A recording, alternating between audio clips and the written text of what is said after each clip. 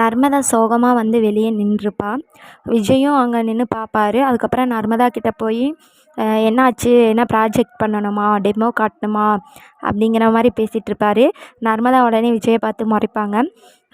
எனக்கு எப்படி தெரியும்னு பார்க்குறியா, நீ பேசினது எல்லாத்தையும் நான் இங்கே தான் நின்று கேட்டேன், உங்கள் வீட்டில் இருக்கிறவங்களுக்கெல்லாம் தெரியாது, நீ வந்து டெமோ காட்டலைன்னா உன்னை ஸ்கூலை விட்டு அனுப்பிடுவாங்க, டிசி கொடுத்துருவாங்க அப்படின்னு சொல்லி நர்மதாவை பயன்படுத்துவார்.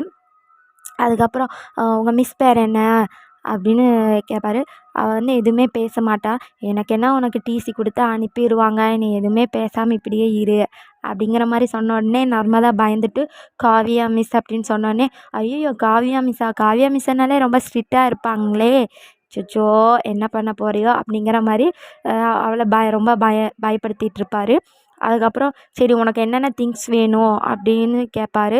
நீங்கள் எதுக்கு கேட்குறீங்க அப்படின்னு சொன்னால், சும்மா சொல்லு அப்படின்னு சொன்னோடனே அவளுக்கு என்னென்ன திங்ஸ் வேணுமோ அது எல்லாத்தையுமே விஜய்கிட்ட சொல்லுவாள். அதுக்கப்புறம் சொன்னதுக்கப்புறம் அவங்க அம்மா சாரதா வந்து நர்மதாவை கூப்பிட்டோடனே, சரி நீ போ நான் பார்த்துக்கிறேன் அப்படின்னு சொல்லிட்டு நர்மதா போயிடுவா. விஜய் அதுக்கப்புறம் கடைக்கு போவார்.